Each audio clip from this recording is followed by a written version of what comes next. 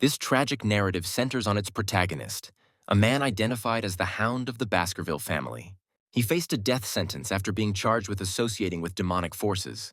However, just as his life was about to be extinguished, Vickers swore he would return to claim his vengeance. In a turn of events that seemed like a divine intervention in his destiny, he opened his eyes to find he had journeyed back into his own past. The leader of the Baskerville house, Patriarch Hugo, was the father of numerous offspring. Out of all his descendants, though, only Vicker captured his interest. The young boy quickly understood that he had traveled back to a point when he was merely an infant. In his previous life, he had served as one of the family's hounds, a devoted guardian to his kin. The sole reason for a Baskerville hound's existence is to elevate the family's power, aiming to establish it as the most dominant in the empire. Ultimately, however, his life was cut short by Hugo's own hand. Vicker now possessed an opportunity to alter the course of history. A decree from Hugo saw that Vicker was moved to the Cradle of Swords, a unique environment. A brutal trial awaits every child born into the Baskerville lineage. They must make their way to the River Styx. This enchanted river bestows extraordinary abilities upon the children, but surviving its potent waters is a truly remarkable accomplishment. Vicker had failed to obtain the coveted power from the river in his past life. On this occasion, he was determined to harness the full potential of the Styx's might. For a whole 7 minutes, Vicker withstood the river's force, a feat far surpassing any who came before him. He went so far as to ingest a mouthful of the magical liquid. Hugo, who was observing the event, felt a sense of satisfaction for the very first time. His son demonstrated not just resilience, but also a voracious appetite for life and power. In the boy, the patriarch recognized the qualities of a true successor. Let's explore the protagonist's previous life in a bit more detail. He was Hugo's illegitimate offspring. By the time he was 8, his remarkable abilities had already earned him the label of a genius. He was undertaking assassination and spy missions at the age of 12, and by 30, he was battling monsters during the Age of Destruction. When he turned 40, the great war between demons and humans finally drew to a close. It was at this moment, however, that he was betrayed, branded a traitor, and rewarded for his years of loyalty with an execution. Things are entirely different now. Not only did Vicker endure the River Styx, but he also managed to absorb its energy. Yet danger confronted him almost immediately after. An unknown assailant had secreted 2 venomous snakes near his bed. He handled the threat with complete composure, showing no signs of fear. It appears the Baskerville family is willing to resort to any measure to eliminate heirs it deems superfluous. 8 years went by, during which Vicker pursued his studies at the estate alongside the other children of the clan. His brothers gave him constant trouble. He remembered them all too well from his past existence. They were Hugo's triplets, the very same ones who had betrayed him with a knife in the back. In another decade, they're fated to become his greatest adversaries. Vicker resolved to put them in their place much sooner this time around. The triplets were known for their violent tendencies. Their curiosity was piqued. They wanted to test the rumor that Vicker could actually hold his breath underwater for 7 minutes. The outcome was predictable, confirming the truth, but it came with a surprising twist. One of the brothers lost a finger in the process. Vicker understood that this was merely the start of things. One must see the game through to its conclusion. It didn't take long for the triplets to grasp that the tales about Vicker were all true. He was indeed the Baskerville family's own little monster. The protagonist laid down a chilling condition for them. Only one would be allowed to walk away unscathed. Those words served as a pivotal moment, altering the trajectory of their relationship. The triplets' bond started to fracture as each one scrambled to ensure their own survival. Soon, however, the young men of Baskerville Manor were scheduled for a practical examination. Meanwhile, news of the fight between the boys reached the patriarch. The triplets' injuries were quite severe, and though they were healed, their feud with Vicker was far from over. This is what led to the hero being summoned to the patriarch's office. Hugo wanted to ascertain if his son comprehended the nature of his transgression. He had, after all, beaten his brothers who were a full year his senior. The triplets had suffered wounds that were not just physical but emotional as well. Vicker's response was straightforward. He was the stronger one.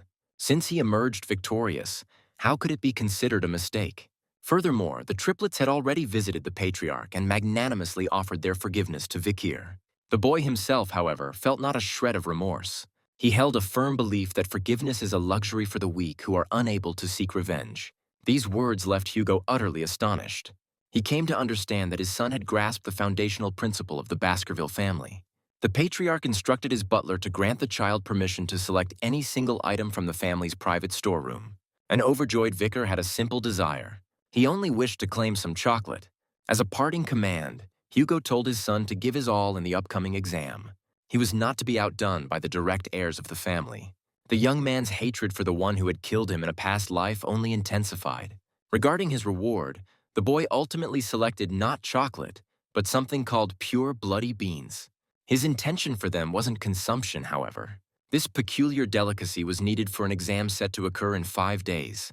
It's on that day that a terrible event is destined to unfold, a catastrophe the likes of which the Baskerville family has never experienced. In this world, the Baskerville family is also referred to as the Berserker family. Children in this clan undergo a grueling training regimen from their earliest years. They are forced to scale mountains almost as soon as they can walk. This torturous training period concludes upon their 8th birthday.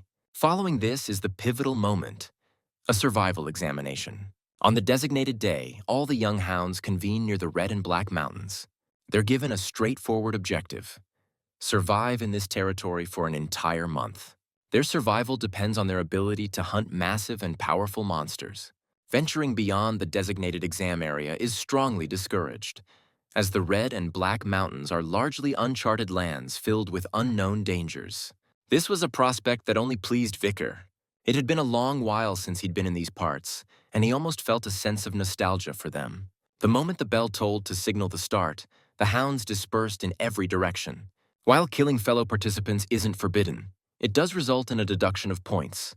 Consequently, everyone attempts to proceed with caution. Maintaining order within the zone is a group of shadow dogs, warriors specially trained to minimize lethal confrontations. A member of the shadow dogs was assigned to tail Vicar. He couldn't help but wonder why the boy was making his way toward the forbidden zone. The protagonist located a comfortable spot, and rather than jumping straight into combat, chose to take a rest. He constructed a shelter and began to establish a camp for himself while the other young hounds were fighting for their very lives. The observing shadow dog was amazed.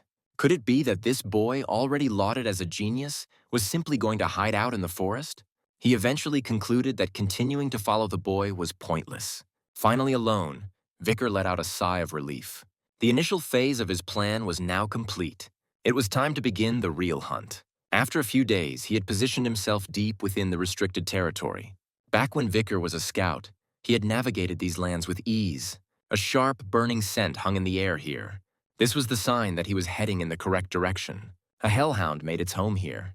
This was a Sentinel-class monster that fed on hellfire itself. Previously, an 18-year-old Vicar had barely managed to defeat such a creature. Even now, the prospect of victory seemed like a distant dream. Nevertheless, he possessed a trusted strategy, and I'm sure you're wondering what this young boy had devised. The monster's most glaring vulnerability was its linear movement. This characteristic made it difficult for the beast to change its path suddenly. A second weakness was rather peculiar. Even a small quantity of water would startle it. The creature's final vulnerability, one it shared with all canine monsters, was its habit of running with its mouth wide open. Vicar exploited this final trait to its fullest potential. He successfully tossed the poison directly down the creature's throat. This wasn't just any poison. It was chocolate, and substance that all canines feared immensely. And for any monster, the bloody beans used to create this chocolate spelled certain doom. This was the method Vicar used to eliminate his first monster in the exam. Vicar didn't forget to absorb the creature's life force to enhance his own strength. He was just about to claim the hellhound's head as a trophy.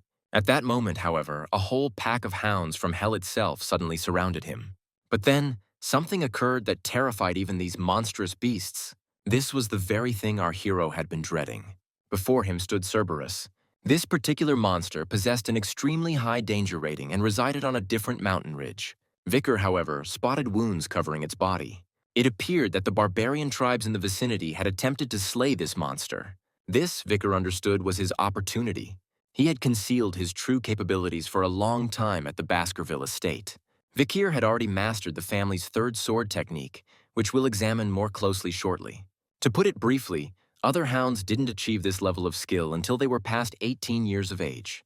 There was no doubt that Vicar was a genius, capable of holding his own against a genuine Cerberus. But out here, a single extra second of hesitation could be fatal. If anyone else had been in this situation, they would already be a corpse. Can Vicar emerge victorious? We shall discover the answer later. Vicar eventually came to his senses, but his situation was dire.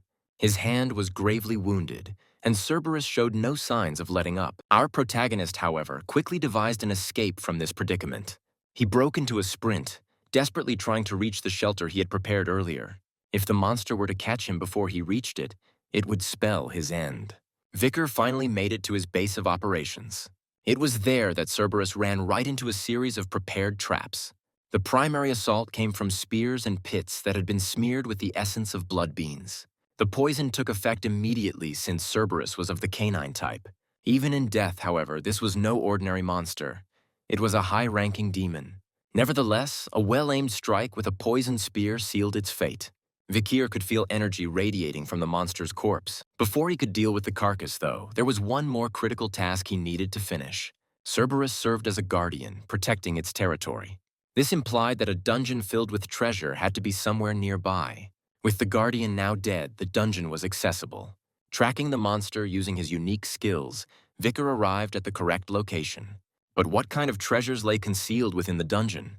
Veins of ruby illuminated the tunnel, a phenomenon that was both captivating and astonishing. Far more unnerving, however, was the brilliant light emanating from the tunnel's end. And so, Vicar reached the dungeon's main chamber. A quick survey of the room made one thing clear. Someone had been here before, though it was a very long time ago. An ancient note was resting beside a skeleton. The tale it told was quite compelling, so I'll recount it for you. This letter's purpose was to serve as a warning for future generations, hoping to keep them from making the same errors. The stone cave had been dismissed as a mere legend, but two brothers stumbled upon it by chance and began their joint conquest. They finally reached the place's ultimate trial after slaying a great number of monsters. They remained stuck at this point for 3 entire years.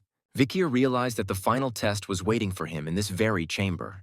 The rules could be read under the ruby glow. Upon entry, you are 1. While inside, you are 2. And upon leaving, you are 1 again. The brothers read this text over and over, but their interpretation led them to a horrifying conclusion. Only one of them could depart the dungeon with the treasure. A fight ensued and one of the brothers perished. Yet, even after this, the situation remained unchanged. The survivor ultimately decided to abandon the place. Vikir knew with certainty that they had simply misinterpreted the task's instructions. This was because a dungeon that cannot be cleared simply does not exist. The hero quickly grasped the riddle's meaning. He is a single entity as he moves through the dark corridor. Light, however, gives birth to a shadow, and if that light is extinguished, the final challenge will commence. It turned out that Vikir was correct. The brothers' demise was a result of their failure to comprehend the nature of this place. The very relic of the Devil's Cave proved to be their undoing. A message was also inscribed on the wall, stating that only a bloody Baskerville could wield Beelzebub. Vikir immediately understood the significance of what had just transpired. He was looking at the legend of the Lord of the Flies, Beelzebub. This is one of the devils known as the 7 Wows from ancient lore. To defeat these monsters, the heads of 7 great families joined forces, each one targeting a specific devil. The demon that the first Baskerville patriarch battled was none other than Beelzebub. And now, Vikir found himself standing before this ancient artifact. The remarkable sword altered its form and merged into the protagonist's body. The two of them had now become a single entity. The question of what power this demonic sword held, however, remained a mystery. A sudden, ravenous hunger overtook Vikir. The sword was demanding a proper sacrifice. This urge led him back to the corpse of the hound he had slain earlier. He was surprised to find that the weapon possessed 3 slots for abilities. This appeared to be an intrinsic power of the sword. It made sense, as the Lord of the Flies was known for absorbing the abilities of its foes. Vikir acquired 2 new skills by absorbing the power of Cerberus. He gained the Hellhound's bleeding effect and Cerberus's burning flames. With that done, he could finally take a well-deserved rest until the exam concluded. It was time for evaluations once all the young hounds had made their way back home. One of the slain monsters brought back caused a wave of general disbelief. Even the patriarch couldn't conceal his shock. He personally summoned Vikir to learn how he had succeeded in killing such a formidable beast. The explanation he received left both him and the butler utterly stunned. The main question, however, was why Vikir hadn't submitted a report on his exam. His reply was simple. He didn't view the butler as his superior. For Hugo, the patriarch, These words were like a soothing balm to his soul. He granted Vikir permission to make any wish he desired. The boy requested access to the library, which was one of the most extensive in the entire empire. Hugo's response was surprising. He not only consented, but also pointed out where to find the books detailing their clan's unique techniques. Vikir, however, had a different objective in mind. A particular book authored by the very first Baskerville patriarch. Hugo hadn't yet grasped the book's true significance, and that secret was very close to falling into Vikir's hands. I should explain the Baskerville's art of swordsmanship. Its foundation is a special technique of drawing teeth, with each motion representing a distinct skill. These skills range in complexity from the most basic to the most advanced levels. Every technique is distinct and has applications for various scenarios. The sixth technique from the book he could access held no interest for Vikir, however. His real target was a tome titled Ambush, concealed somewhere on the shelves of the vast library. This particular book detailed the fundamentals of the first technique, but it had been long forgotten due to missing pages. Vikir was aware that it was far more than a simple textbook. In his former life, he and his squad had discovered a torn page from this very book. It was then that Hugo realized its importance and located the book itself. The Ambush. It concealed the Baskerville family's greatest secret, a top-tier 10th technique, which was the discovery that drove the patriarch to obsession. It was because of this book that he dispatched his hounds to search for the missing pages among all 7 great families.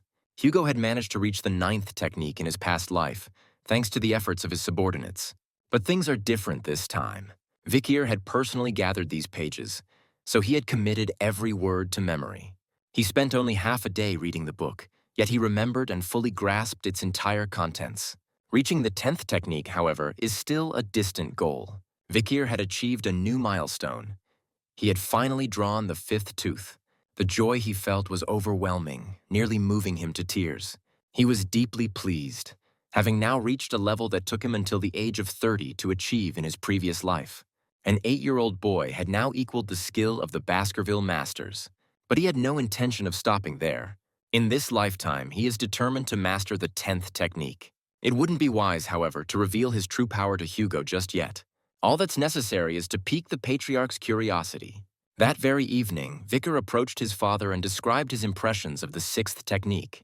He subtly implied that he might have felt the presence of mana. This suggested that he was capable of mastering at least the family's first technique.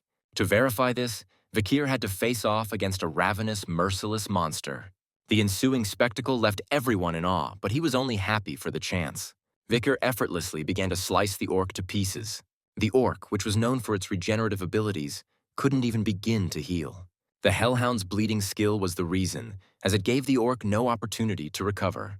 Vikir, however, decided to impress his father even further. An aura flared around his blade as he delivered the final blow to the monster. The expression on the patriarch's face at that moment made it all worthwhile. Yet Vikir didn't stop there. He requested another, even more powerful monster. The other young men muttered amongst themselves, thinking Vikir had lost his mind. But he understood the importance of demonstrating his strength at the opportune moment. If he's fortunate and his advancement is acknowledged, he might gain some independence from the patriarch. Hugo chose to grant his son this opportunity. They happened to have a special monster reserved for experimental purposes. It was a genuine troll from the Red and Black Mountains, a creature with a dangerous B-rank classification. Vikir charged into the attack immediately, but soon realized that simple strikes wouldn't suffice against this monster's regeneration. A well-defined strategy was essential. He managed to inflict a deep wound by employing the first technique. Hugo gave the order to halt, but Vikir shouted that he was on the cusp of a breakthrough. Everything was proceeding according to his design. He was deciding just how much power he would reveal. Never before in the history of the Baskerville clan had someone attained the second technique at such a young age. The patriarch was utterly astounded. The pace of change in Vikir's life began to accelerate even more. Even the triplets started trying to get closer to him. A serious discussion with Hugo, however, loomed on the horizon. Shortly before their meeting, important visitors had arrived at Baskerville Manor, members of the Morg clan. Adolf, a representative of the Wizard clan, had come to see Hugo, the master of the sword. The dynamic between their two families had always been strained. The Emperor himself once remarked that magic and the sword are merely two faces of the same coin. This led to the establishment of joint training exercises to foster stronger ties among the Empire's families. On this occasion, however, a significant issue had come up concerning the ruby mines located on the border between the two clans. The conversation between the two leaders surprisingly started with a discussion about their children. Adolf had heard tales of the young genius from the Baskerville family. The Morgue clan, however, also had a prodigy to boast about. His niece, Camus, then entered the room. The girl's greeting was immediately confrontational as she accused Hugo of seizing their mine. She continued her tirade, leveling one accusation after another without pause. The patriarch was visibly struggling to maintain his composure. At that moment, Vickers' voice cut through the tension. He immediately pointed out the envy evident in the Morgue family. Camus, naturally, could not let this remark pass. A flood of memories washed over the boy. He recalled her from his past life. In that timeline, Camus, the genius of the Morgue clan, had single-handedly wiped out all the monsters in the Red and Black Mountains. Her stunning beauty had also captivated everyone who saw her. That, however, was something that would only happen far in the future. For now, he was only facing a stubborn little girl. The young man provoked her further with his suggestions regarding the ruby mines. In an attempt to illustrate her point, Camus conjured an ice sculpture that depicted the territories of the two clans. The other children were completely engrossed by this animated debate. In the midst of it all, a dagger somehow found its way into Vickers' hands. The young man was just about to graze Camus' hand with the dagger's tip, when Adolf materialized in front of him in a flash. It turned out, however, that the weapon was merely a soft toy, a harmless prank. This event sparked an idea in Hugo's mind about how to resolve the ruby mine problem. In the meantime, the joint training sessions got underway. Children between the ages of 8 and 15 were participating. All attention, however, was riveted on a single match, a duel between the prodigies of the two families. Camus had no intention of holding back and immediately started to channel a formidable spell. Vicker, however, was not about to be bested by some girl. He effortlessly shattered the wall that Camus had conjured. He then gave her a gentle poke on the forehead with his finger. The brilliant sorceress stumbled and fell, but the fight was not yet over. Vicker scaled the stone wall once more and delivered a second tap. It seemed he had the upper hand again. The hero then decided to alter the dynamics of the fight a little. Vicker dove straight into the crossfire of another dueling pair. Without a moment's hesitation, Camus charged in after him. The entire arena was quickly shrouded in a thick cloud of smoke. Camus managed to escape harm due to her protective enchantments, but the fire had ruthlessly shredded her clothing. She would become a public spectacle once the smoke dissipated. Overcome with shame, her only recourse was to pray for a miracle. All of a sudden, a jacket was draped over her shoulders. Vicker had unhesitatingly covered her. Camus was frozen in astonishment. Why would this fool decide to help her? As the smoke gradually thinned, both family heads finally relaxed. The spectators were unable to look away from Vicker, amazed by his physique and endurance. Even Camus found herself unable to avert her gaze from her unexpected rescuer. The patriarch was satisfied with his son. The young hero understood the true purpose of these mock battles with wizards. Moreover, Hugo was clearly concerned for Vicker even if he didn't let it show. A farewell meeting with the Morgue clan was scheduled next. Adolf put forth an unexpected proposition. He offered the Baskerville family a business deal. The payment for the ruby mines would be in the form of a betrothal. He desired for his niece to marry the eldest son of the swordsman family. A slight complication arose at this point. Hugo's eldest heir was already 25, creating a significant age gap with Camus. Camus declared firmly that she would never marry anyone who was weaker than her mother. This was her non-negotiable condition. She also expressed her wish to be with someone closer to her own age. At that moment, her eyes were fixed squarely on Vicker. The Baskerville patriarch noted that the couple's intentions were the most important part of an engagement, and then asked his son for his thoughts.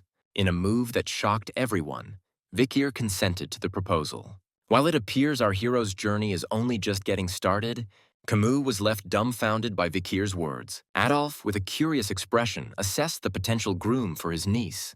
His calm demeanor was deceptive. He was not merely a wizard. He's a master of the Sixth Circle, ranking among the most powerful members of his clan. Adolf, however, decided he needed to speak with Vicker privately. He wanted to personally determine if the boy was a worthy future husband for Camus. The terms of the test were straightforward. A pot of water was balanced on the wizard's head. If Vicker could cause even a single drop to spill, he would be declared the victor. The protagonist understood that his true objective wasn't to prove himself to Adolf. It was to meet Hugo's expectations. Vicker launched his attack in an instant. Adolf, however, proved to be anything but a simple adversary. A potent magical barrier enveloped him. Yet none of these defensive measures intimidated Vikir. He had a clear objective and no intention of backing down. The protagonist brought his sword down on the shield with all his might. His weapon couldn't take the strain and broke into fragments. Adolf simply shook his head, remarking that while the boy was gifted, he was too weak to protect Camus. Those words, however, were no longer relevant. Water was now streaming down the wizard's face. Vikir declared smugly that the objective had been met. Camus made no effort to hide her feelings.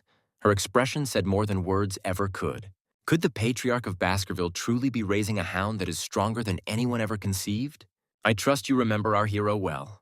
A full 7 years had gone by. The boys had grown into young men, their bodies having developed incredible strength. Hugo's triplets, in particular, stood out among them, their auras glowing with a deep crimson hue, a color that was perfectly suited to the Baskerville family. Yet, even compared to them, Vikir appeared to be a true monster. He had already finished his education at the Baskerville estate, and a decision regarding his future had been made. Vikir hadn't laid eyes on the Patriarch in a long time. He had aged considerably, and his face was now covered with new scars. Hugo had personally confronted the legendary archer from a barbarian tribe, the very one who had scarred his face but whom he had never managed to capture. Vikir's only concern, however, was his own destiny. He was once dispatched to the Order of the Pitbulls, where he spent 21 months in the Red and Black Mountains, fighting for survival. At the age of 15, the Baskerville children are sorted into 2 groups, the elite and the expendable. A son from a lesser branch of the family would never have been selected for the elite. Hugo would never have permitted it. But then a miracle occurred. The Patriarch chose to assign Vikir to the lower house of Parliament. His accomplishments had eclipsed all others, and he was now set to become the deputy consul in the city of Underdog. Vikir accepted the post, but brought up an important matter. He was now claiming his reward for besting Adolf Morg 7 years prior. There was a single, highly valuable item that he required. What could it be? We're about to find out. Hugo was quite pleased with his son. He had faith in his potential and was mapping out a grand future for him. The butler, however, shared another crucial piece of information with Vikir. Hugo genuinely did hold his son in high regard, but all of this is merely a prelude to his true goal. The young man will finally have his chance at revenge. Underdog is a large, vibrant city that falls under the rule of the Baskerville clan. Upon his arrival, Vikir decided to mark the occasion with a massive celebration. The party was in full swing, and its extravagance was simply staggering. The city's general secretary, a man named Chihuahua Baskerville, was far from pleased, however. He assumed they had just sent him another incompetent official. Moreover, every one of his predecessors had been caught taking bribes and had fled in disgrace, so his disposition was understandably sour. Chihuahua was on the verge of boiling over with rage when Vikir suddenly materialized right behind him. He calmly introduced himself and, with a slight smile, pointed out that Chihuahua lacked a middle name. Within the Baskerville family, this omission signified only one thing. He wasn't from the main family line. Chihuahua had been treated as an outcast his entire life because of this. This fact, however, only seemed to entertain Vikir. He was already aware that Chihuahua was a native of the city and knew it intimately. Besides, the hero had no plans to interfere with his work. Vikir had already pinpointed the source of Underdog's issues: illicit businesses. He concluded that if he could eliminate all the bosses of the criminal underworld, the city would be revitalized. While Vikir respected the existing laws of Underdog, he decided to introduce a new one. Chihuahua was floored. He certainly hadn't anticipated such a move from the young consul. This was the beginning of their peculiar yet effective collaboration. The following day, Vikir assembled all the city's residents. His objective was straightforward: to dismantle the underground economy as swiftly as possible. The people eyed him with suspicion. What could this young consul possibly accomplish? It was then that Vikir did something entirely unforeseen. He planted a stick in the ground and made a declaration. The person who can pull this out will be awarded 1 million gold pieces. A stunned silence fell over the townspeople. Not a single person even dared to make an attempt. Vikir then increased the reward to 100 million gold. The crowd began to jeer, shouting that it must be some kind of cruel joke. Even this didn't break the stalemate. No one stepped forward. He then raised the prize to 1 billion gold pieces, an amount only the highest echelons of the Baskerville family could possess. The crowd was utterly frozen, and even Chihuahua appeared worried. Then, suddenly, a small girl stepped out from the crowd. She was trembling, terrified that she might be killed for such boldness. Vicar, however, calmly invited her to give it a try. To the absolute astonishment of everyone present, she pulled the stick right out of the ground. Smiling, Vicar knelt down and presented her with a bag that contained 100 million gold. He assured her that the remainder would be delivered to her home under guard. He declared with conviction, the laws must be followed. The city erupted with a mixture of shock and elation. The people now understood that following the law was advantageous, while breaking it was perilous. The rate of lawlessness in Underdog dropped dramatically. Chihuahua, who had long ago given up hope for the city, was completely taken aback. In 20 years, nothing had stirred his soul so profoundly. The young consul had contemplated this plan for a long time before arriving at a simple solution. Deeply affected, Chihuahua pledged his loyalty to the young Baskerville. This, however, was only the first step. The next challenge was to somehow recover the vast sum of money for the city's treasury. Vikir's plan was to target illegal organizations and squeeze them for their ill-gotten gains. His intuition when it came to criminals was flawless, and an intriguing opportunity was on the horizon. A youthful, self-governing group, composed of descendants from 7 local Baskerville families, had abruptly summoned Vikir to a meeting. For our hero, however, this presented the ideal chance to eradicate the parasites that were draining the city's vitality. The Burning Suspension Club was situated in the most opulent hotel in Underdog. In the most secluded corner of the hotel was a room where 6 hours of leisure cost a small fortune. 7 members of the Youth Association, all local bigwigs, were currently relaxing there. They operated with a sense of invincibility, protected by their influential family names. They viewed the Baskerville Hounds as nothing more than brutish fools who could only see the sword in front of them. After a particular incident in Dunaro, they were convinced the clan hadn't understood a thing and had simply accepted the situation.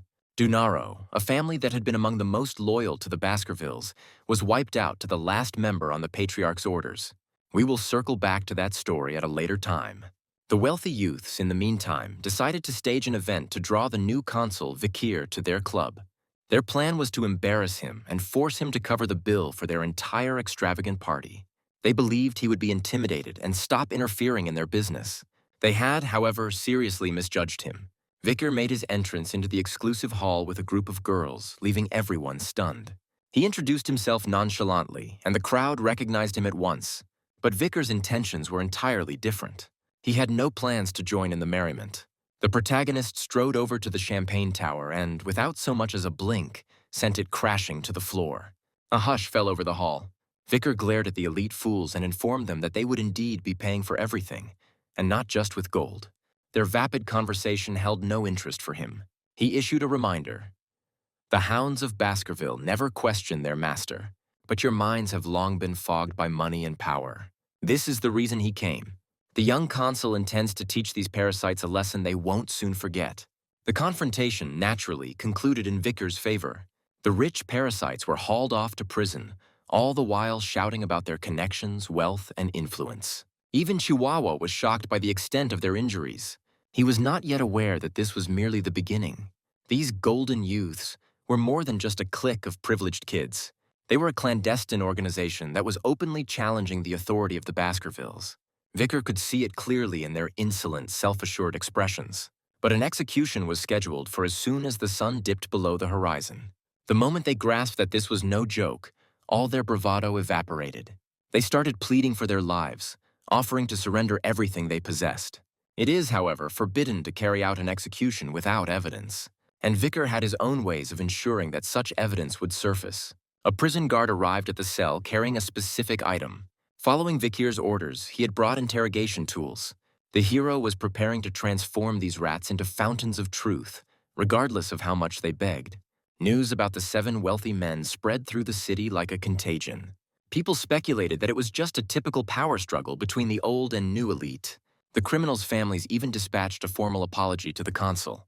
The city's inhabitants were certain that the rich boys would soon be set free, and Vikir would be reduced to a mere figurehead.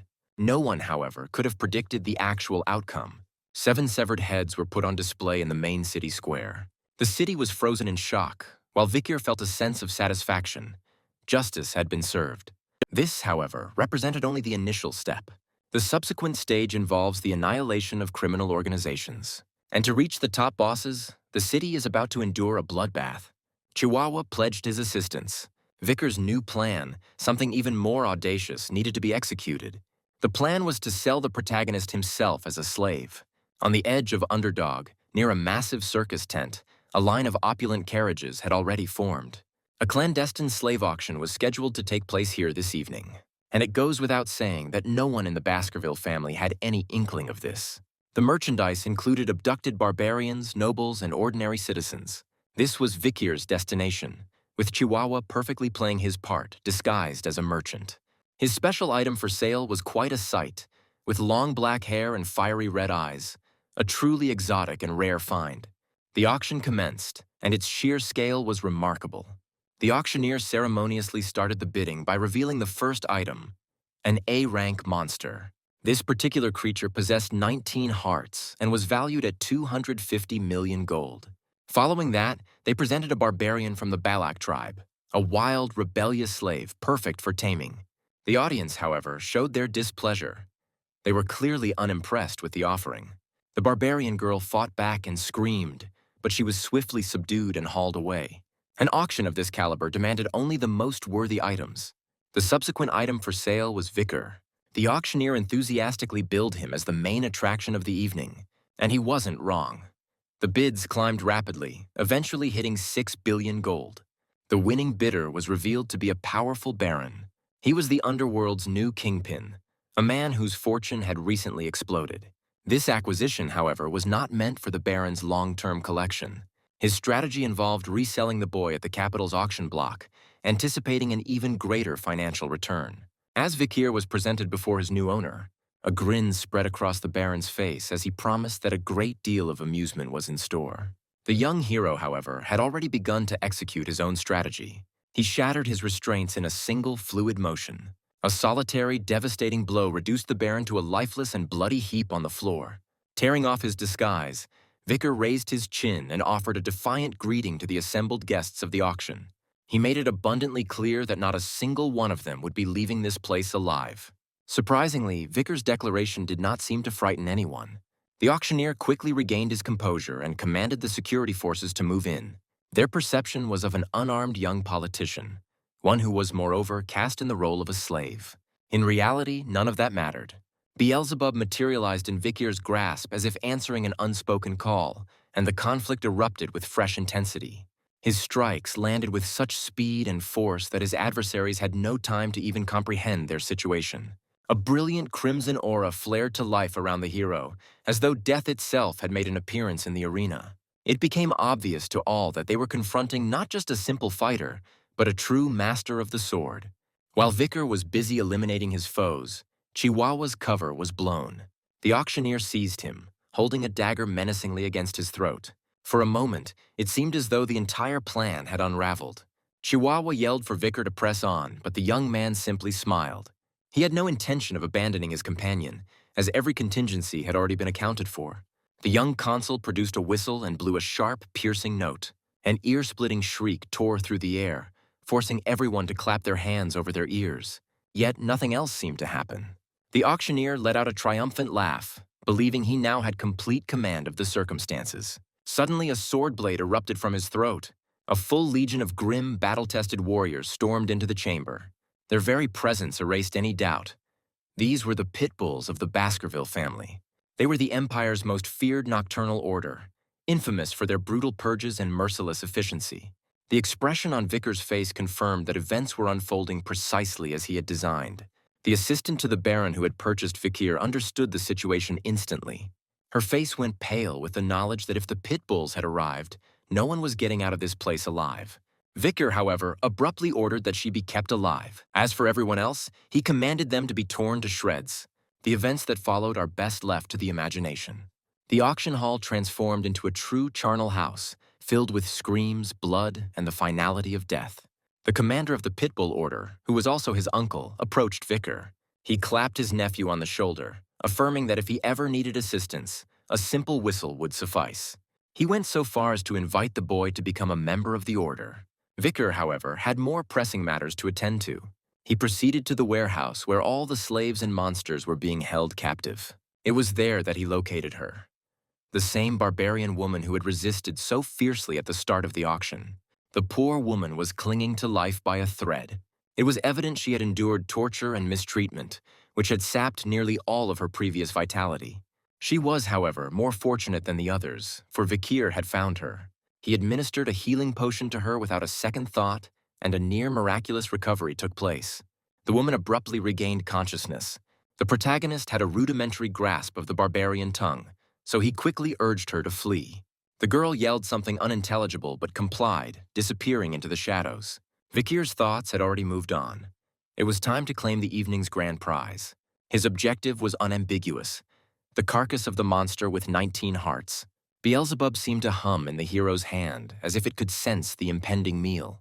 It appeared the sword was famished and craved a substantial sacrifice. It didn't take long for the stories to circulate. The city was alive with gossip. All that was left of the exclusive club that had served as a haven for underdogs' parasites were charred ruins. The proprietors of the establishment were found dead and put on public exhibition.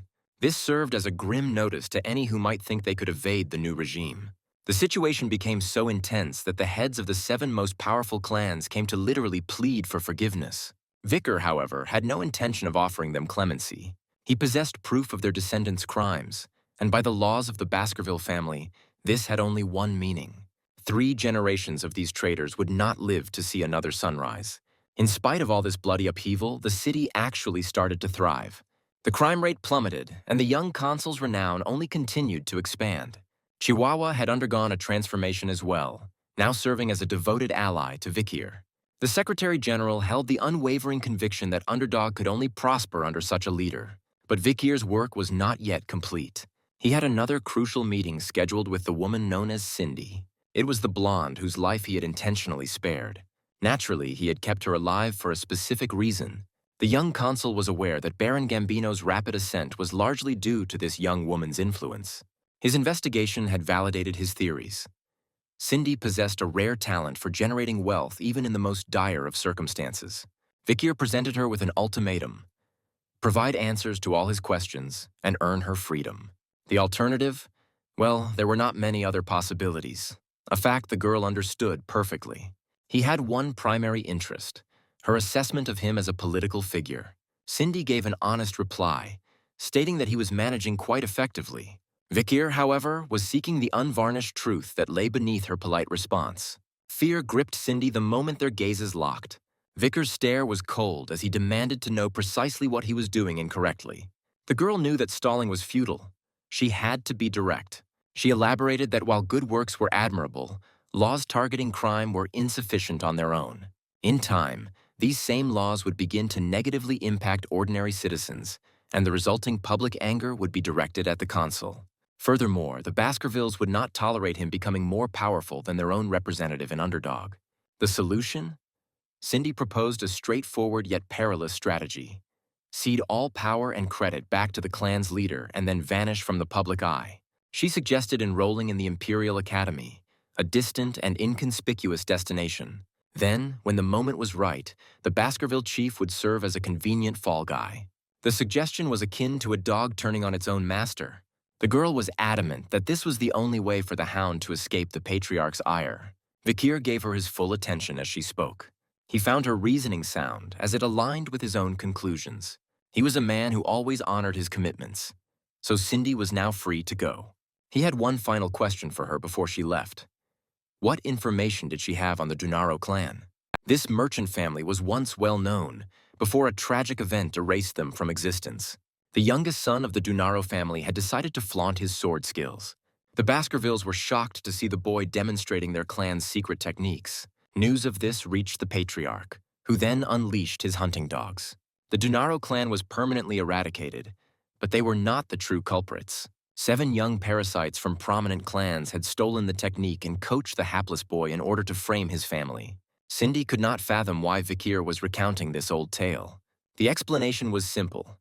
On the night of that bloody purge, one small girl managed to survive. Her beauty spared her life, but this led to an even more terrible fate as she endured unspeakable torture. The new consul had brought this story into the light and ensured the 7 parasites received their due punishment. They had confessed to all their crimes just before they were executed. With tears streaming down her face, Cindy cried out, "Who were they asking for forgiveness from?" Vicar quietly replied, "The same girl who now lives under the false name of Cindy, the sole survivor of the Dunaro clan." She was in disbelief. Yet, when she saw the bodies and the bloody confessions scrawled on the cell walls, the truth became undeniable. This, however, was not sufficient. Vicar issued one final command to her: to despise the Baskervilles with every fiber of her being. Cindy vowed that from that day forward, she would dedicate herself to ensuring that Vicar Van Baskerville would never lack for money or intelligence. It seems our young protagonist has secured another steadfast ally. The whirlwind of events surrounding Vicar never ceased for a moment. The Baskerville family's butler made an unforeseen visit to Underdog. His arrival was not without purpose. The patriarch lauded Vicar's accomplishments and summoned him back to the main estate. Upon his return, Vicar went to see his father without delay. His actions had helped shed the Baskerville family's reputation as heartless warriors who could only see the sword before them. The most peculiar thing was the look of happiness on his father's face. Yet the surprises were far from over. Vicar was instructed to enroll in the Imperial Academy Coliseum, a gathering place for all the Empire's elite. This presented an opportunity to increase his strength without drawing undue attention. His father also granted him the authority to decide who would accompany him. He chose the triplets without a second thought, seeing them as perfect live targets for his training. Meanwhile, Hugo recalled Vicar's strategy for the Ruby Mines, a plan he had devised at the age of 8. As it turned out, the plan had been a success. The Morgue family had proposed a joint expedition, and Vicar was tasked with surveying the area before he left for the academy. Officially, the protagonist departed from Underdog, entrusting all city matters to Chihuahua. He set out for the borderlands accompanied by the Order of Pit Bulls, heading toward the Ruby Mines that the Baskervilles had ceded to the Morgue family. On paper, the mission was an inspection. The true objective was to use it as a pretext to eliminate the local barbarians. Squads of Baskerville forces were positioned on the far side of the mountains, ready to move in if necessary. Hugo quipped that it was also an excellent chance to observe how the barbarians lived. Vicar's reception, however, was less than welcoming. 3 young women blocked his path at the fortress entrance. It was the triplets again, and they looked familiar to him. He recalled that in his past life, they were known as the 3 flowers of the Morgue family, each one uniquely unhinged. When they were together, they became a force of nature. Vicar had no intention of waiting and demanded immediate passage. The triplets' response was just as he expected. They chose to attack the unwelcome visitors. The most fascinating development, however, happened next. The Baskerville triplets joined the fray. Hugo's triplets genuinely wished to express their gratitude to their brother for the opportunity to attend the academy. In the years to come, these boys are destined to become lethal soldiers who will faithfully execute Vicar's commands. If he trains them properly, they will evolve into flawless combatants. The girls from the fortress were already at the height of their fury and were poised to charge into the fight. Vicar remembered that the Morgue triplets were once renowned as magicians, with each sister commanding a different elemental power. Their combined attacks were exponentially more powerful. The young Baskervilles were now about to face this destructive force. The boys charged ahead, pitting their family's sword techniques against the formidable spells of the Morgue triplets. The Pitbull squad simply observed the skirmish with amusement. After all, a fight of this nature was quite a spectacle. The age-old debate over whether the sword or magic is superior had once again come to the forefront. As he watched the battle unfold, the commander noted the importance of evaluating the young talents of the clan. Their potential would shape the Empire's future, a rather compelling task. The protagonist remarked that he too was a member of this chosen generation. The commander, however, maintained that the young master had long since surpassed this level of skill. From Vicar's perspective, this entire conflict was a misuse of his time. His priority was to reach the fortress as quickly as possible. But then, just as suddenly, the fight was over. A fiery blast sent all the triplets sprawling. Standing on the fortress walls was a sorceress of breathtaking beauty, who seemed oblivious to the chaos below. Camus. She recognized Vicar instantly and made her way toward him. 7 years had passed since their last encounter, and she had grown even more beautiful. Vicar, however, paid this no mind, stating only that he needed to get inside. Camus was taken aback. Was that truly all he had to say to her after so many years? Vicar was confused by her strong reaction. He didn't feel that he owed her any particular greeting. With tears welling in her eyes, Camus declared that such a cold attitude was inappropriate for her future husband. Everyone was frozen in place. Absolutely everyone. And Vicar himself was the most shocked of all. Following an intense emotional discussion, Vicar and Camus decided to take a walk. Camus questioned why he had brought 3 young fools with him, whom she called future hounds. Vicar countered that the main contingent of his forces was waiting beyond the mountain range, a fact she was well aware of. The girl persisted with her odd line of questioning. Now she was suddenly curious about which barbarian tribes were the most hostile. Vicar gave a prompt reply: the Balacs and the Rococo. Camus simply laughed and awarded him an 8 out of 100 for his intelligence. She then commented that she didn't care for smart men at all, finding a man much more appealing when he's a bit foolish. She continued her assessment, giving him a score of 99 for his flawless face. Vicar just rolled his eyes and asked her to end this pointless charade. But Camus was unyielding, stating that as his future wife, it was her duty to be demanding. It was at this point that Vicar realized his grave error. He had completely forgotten about their engagement. The entire situation stemmed from that incident 7 years ago when they were just children. He requested that Camus simply let it go and act as if nothing had happened. The girl became furious, retorted that one can't just turn back time, and threw a piece of cloth at him. Vicar recognized it immediately. It was his jacket. Camus turned bright red but was unable to say anything more as their walk was cut short. A search party had just captured a barbarian scout. The young man recognized him at once as a member of the Rococo tribe of magicians. The barbarian remained silent, and no magical interrogation could loosen his tongue. This was a situation Camus could not tolerate. Just a few days earlier, barbarians had raided the fortress and abducted Rose, a daughter of the Morgue family. No one among them could understand the barbarian's language. Vicar, however, addressed the creature directly, and it replied with aggression, yet also with a hint of sinister satisfaction. Vicar calmly relayed the message. Rose is dead. An uncontrollable rage consumed Camus. She delivered the sentence without a moment's hesitation, and the barbarian died instantly. It was then that the girl's composure finally shattered. Despite her power, she was still just a child who lacked the experience to cope with such intense grief. And then she finally processed the barbarian's words. She whispered to Vicar, asking if she had understood correctly that these monsters had consumed poor Rose. This realization only worsened Camus' state. Vicar made no attempt to comfort her. He felt he had no right to do so. Camus's power was truly formidable. She declared with firm resolve that she would have her revenge on the barbarians, and Vicar had no doubt she would. This was the response of a true hero. Once again, however, their moment of connection was rudely interrupted. A loud bell sounded from the fortress, signaling that the enemy was attacking.